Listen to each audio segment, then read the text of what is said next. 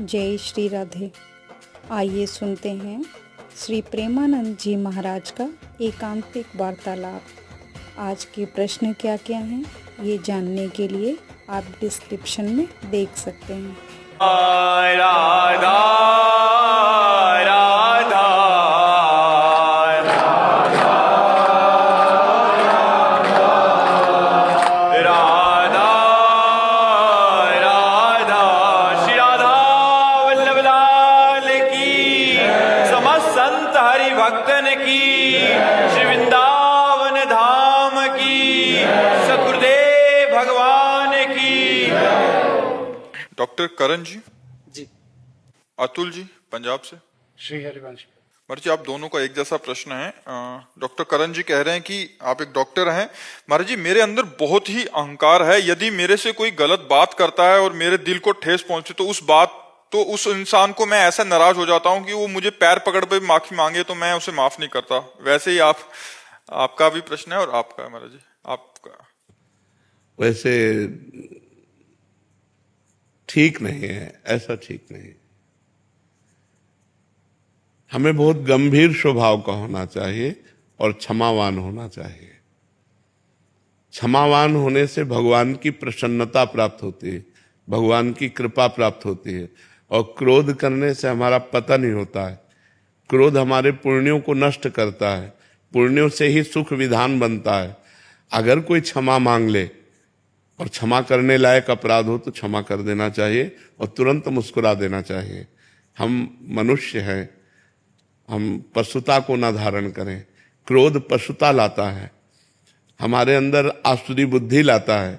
हम क्रोध का त्याग करें, ये दोष है। काम, क्रोध, लोभ, मोह, मद, मत्सर, ये 6 दोष जीव को नरक पहुंचाते हैं। त्रिविधम नरकस्येदम द्वारम नाशन मात्मनः कामः क्रोधा तथा लोभा तस्मादेत त्रयम त्यजेत। ये 3 तो खास करके नरक पहुंचा देते हैं, काम, क्रोध और लोभ। इनको तीनों को त्यागना चाहिए। तो हमें लगता है कहीं कहीं क्रोधावेश दिखाने की आवश्यकता होती है, क्रोध करने की आवश्यकता नहीं होती। क्रोध का नाटक करने की आवश्यकता होती है।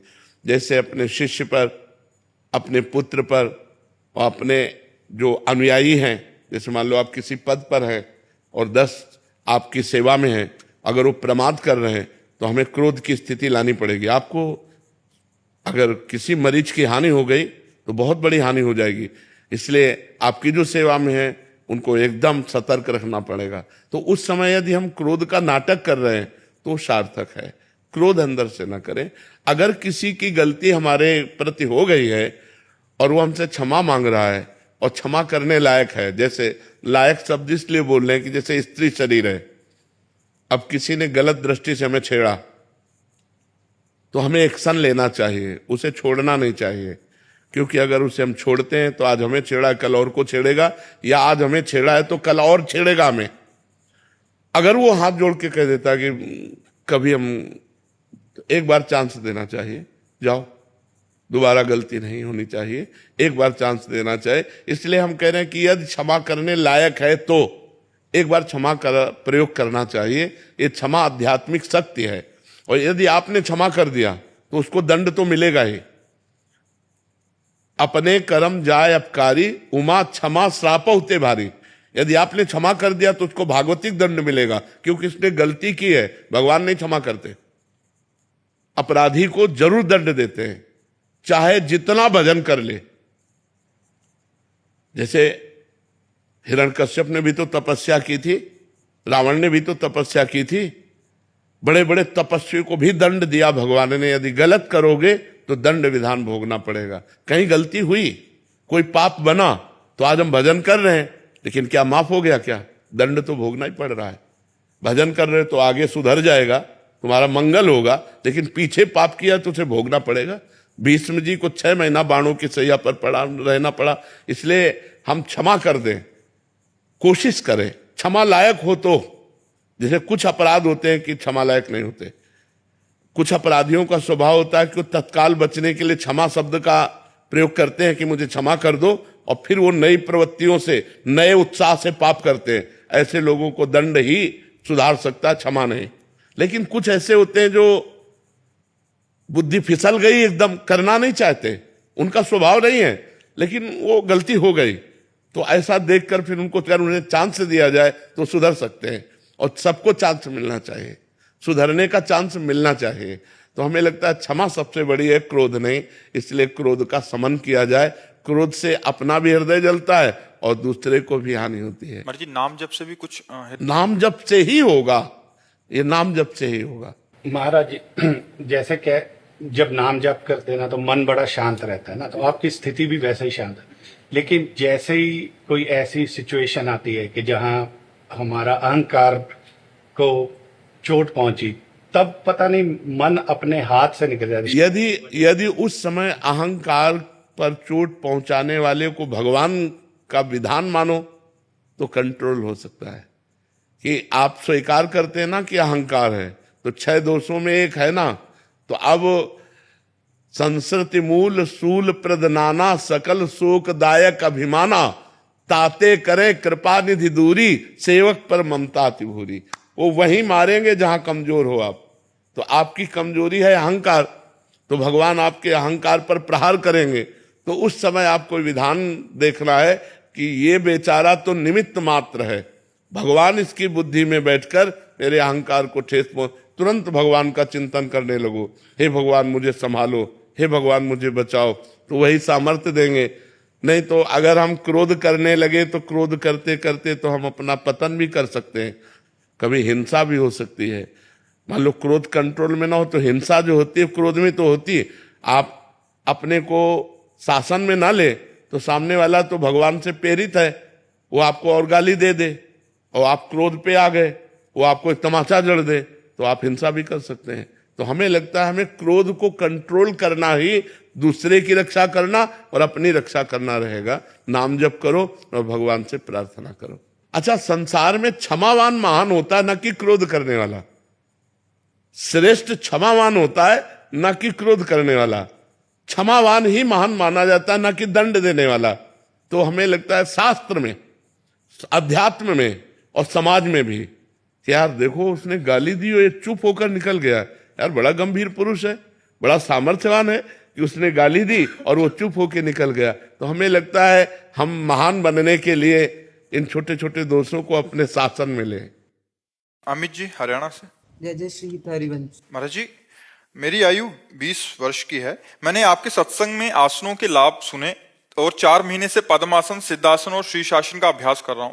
लेकिन पिछले 1.5 महीने से मैं आपकी कृपा से जल नेति, कपालभाति और त्राटक क्रिया का भी अभ्यास कर रहा हूं। महाराज जी मैं पूछना चाहता हूं कि पद्मासन और सिद्धासन के तुरंत बाद शीर्षासन कर सकते हैं? नहीं, शवासन। पद्मासन और सिद्धासन के बाद शवासन, कम से कम 16 श्वास।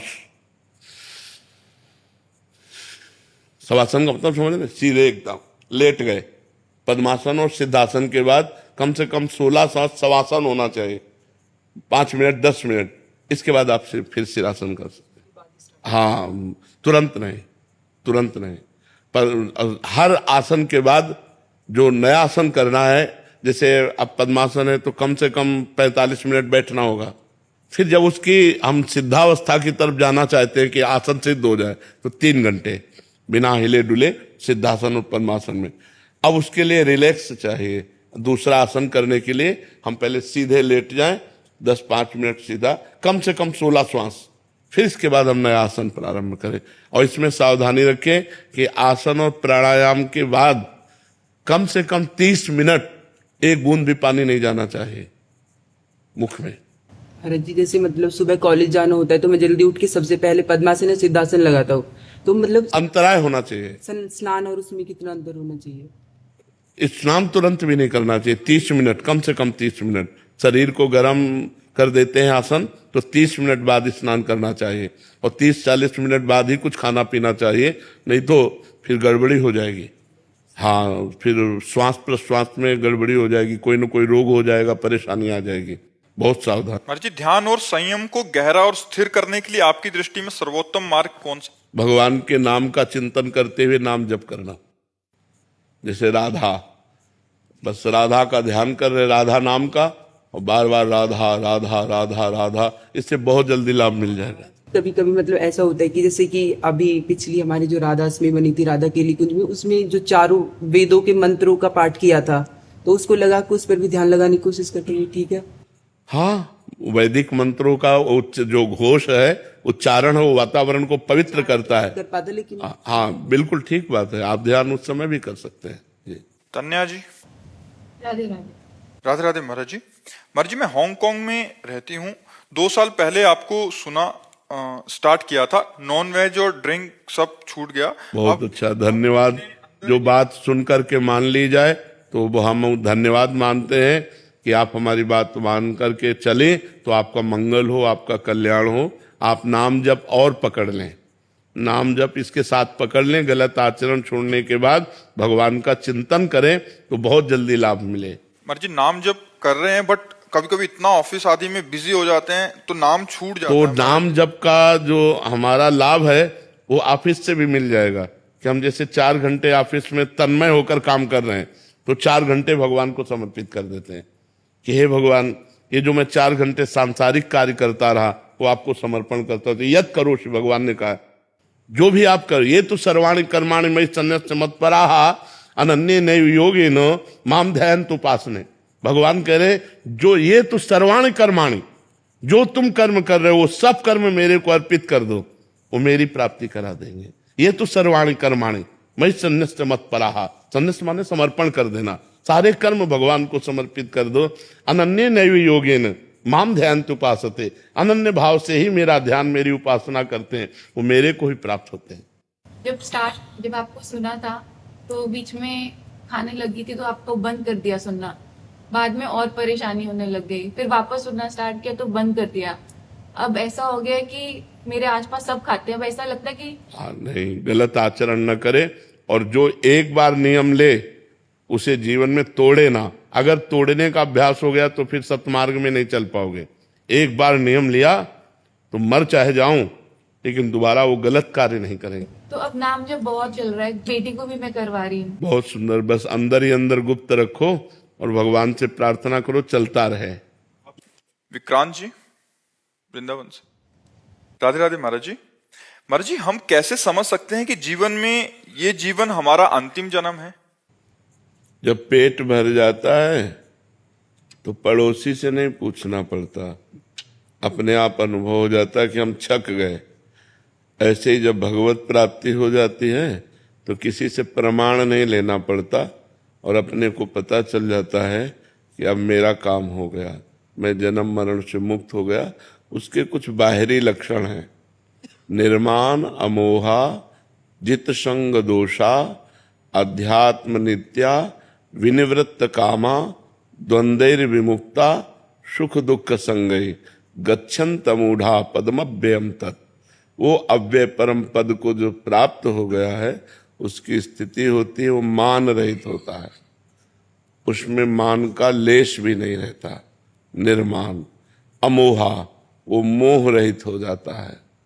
जित संग दोषा, किसी भी विषय वस्तु व्यक्ति स्थान का उसके ऊपर कोई प्रभाव नहीं पड़ता, वो समस्त दोषों पर विजय प्राप्त किए होता है। जित संग दोषा अध्यात्म नित्या, वो आत्मस्वरूप में स्थित रहता है। जो आत्मस्वरूप में स्थित रहता है, नई स्वात्मा रामम विषय मृग तृष्णाम भ्रमयति, आत्माराम पुरुष कभी विषय मृग तृष्णा में भ्रमित नहीं होता, वो अपनी आत्म स्थिति में स्थित रहता। विनिवृत्त कामा, उसकी समस्त कामनाएं शांत हो जाती हैं, कोई कामना नहीं रहती। द्वंद्वैर विमुक्ता, वो सुख दुख, मान अपमान, लाभान, जय पराजय, निंदा स्तुति में समान रहता है। ऐसा ज्ञानी महापुरुष परम पद का अधिकारी होता है। अमूढ़ माने ज्ञानी, ऐसा ज्ञानी महापुरुष परम पद का, जो इस स्थिति को प्राप्त हो गया है, उसका आखिरी जन्म है। अब उसका जन्म नहीं होगा, क्योंकि जन्म कर्म परंपरा से होती है और उसकी कर्म परंपरा विध्वंस हो गई है ज्ञान के द्वारा, अब उसका जन्म नहीं होगा। समझ पा रहे हैं? निशा जी, दुबई से। राधे राधे। राधे राधे महाराज जी। महाराज जी, मेरा प्रश्न है कि जीवन में श्री जी की कृपा से सब कुछ है, फिर भी और ज्यादा पाने की इच्छा ही खत्म नहीं हो रही महाराज जी। ये तभी खत्म होती, ब्रह्म भूता प्रसन्नात्मा, न शोचति न कांक्षति, समाः सर्वेषु भूतेषु मद भक्तिम लभते पराम। जब भक्ति के द्वारा ये परम लाभ प्राप्त किया जाता है, भगवान का अनुभव हो जाता है, ब्रह्म तत्व का अनुभव हो जाता है, तब सारी कामनाएं शांत हो जाती हैं। न सोचती न कांक्षती, न कोई सोच रह जाती है, न कोई चाह रह जाती है। अखंड प्रसन्नता, अखंड आनंद उसके हृदय में। अभी जो कुछ भी आप कह रहे हैं कि सब कुछ प्राप्त है, वो सब नाशवान आपको प्राप्त है, अविनाशी तो प्राप्त है नहीं। शरीर मरेगा, सब छूटेगा, कुछ नहीं रह जाएगा। न विद्या पढ़ी हुई रह जाएगी, न पद रह जाएगा, न बैंक बैलेंस रह जाएगा, न कोई दोस्त रह जाएगा। जब शरीर ही नहीं रहेगा तो कुछ नहीं रहेगा। तो इसीलिए मन असंतुष्ट है कि जो प्राप्त करना चाहिए वो अभी प्राप्त नहीं हुआ, और जो प्राप्त हुआ है वो हमारे काम का नहीं है। शरीर छूटने के बाद जो सब कुछ छूट जाएगा, फिर हमें अगली यात्रा में ये कुछ नहीं मिलेगा जो इस जन्म में कमाया, तो बेकार ही तो गया। जैसे हमको किसी ऐसे देश में भेजा जाए कि तुम्हें सब सुविधाएं मिलेंगी, खूब कमाओ, खूब खाओ, खूब परिवार सजाओ, यार मित्र दोस्त, कि यार इतनी मेहनत करें, इतना सब करें, और इसके बाद जब यहां से हम अपने देश लौटना चाहें तो कपड़े तक उतरवा लिए जाएं। वो यही देश है मृत्यु लोक। शरीर तक छीन लिया जाता है, कुछ नहीं पास रहता। यदि हमने भजन नहीं किया तो हम अपने देश नहीं पहुंच पाएंगे और हमको भटकना पड़ेगा, और इस देश का कुछ भी नहीं ले जा सकते। सुई की नोक पर कुछ नहीं ले जा सकते। पाप और पुण्य, ये दो कर्म ले जा सकते हैं, या भजन करके इन कर्मों का विनाश करके भगवत प्राप्ति कर सकते हैं। इसीलिए तब लग कुशल न जीव कहूं, सपने हो मन विश्राम। जब लग भजत न राम कहूं, शोक धाम तज काम। जब तक शोकों का धाम, कामनाओं का त्याग करके भगवान का भजन नहीं होता, तब तक स्वप्न में भी शांति और विश्राम प्राप्त होने वाली नहीं। इसलिए भगवान का नाम जप करो, अच्छे आचरण करो और परोपकार करो, दूसरों का हित करो। ये तुम्हें शांति प्रदान करेगा। रुपया, पैसा, पद, प्रतिष्ठा ये शांति प्रदान नहीं करते, ये तो और अशांति प्रदान करते हैं। यहाँ जो कुछ भी मिलता है वो सब अधूरा ही रहता है। कभी एक इच्छा थी कि अगर इतना होता तो हम सुखी, जब उतना हो गया तो होगा, इतना हो तो ठीक है। जब उतना हो गया तो फिर और इसका कभी विश्राम ही नहीं हुआ। किसी के जीवन में इसका अंत कभी नहीं होगा। हमारी चाहतों का अंत भगवान से पूर्ण होंगी, ये संसार में कभी पूर्ण हो ही नहीं सकती। इसलिए नाम जप करो, भगवान का आश्रय ले लो, अच्छे आचरण करो, दूसरों को सुख पहुंचाओ, तो भगवान की कृपा से हृदय शीतल और शांत हो जाएगा। रीना दीक्षित जी आगरा से। राधे राधे महाराज जी। महाराज जी, मेरे मन में ये प्रश्न उठता है कि मोक्ष, मुक्ति और वैकुंठ में क्या फर्क है? इन सब में क्या श्रेष्ठ है? हाँ, वैकुंठ में भगवान का साकार रूप है और भगवान के पार्षद विराजमान होकर दिव्य सेवा, उनके रूप रस का, लीला गुण का, उनकी महिमा का आनंद लेते हैं। और जो मोक्ष है वो जैसे तरंग समुद्र में लीन हो गए, अब खोजो तो उसका नाम रूप कोई पता नहीं चलेगा। समझ में आ रहे?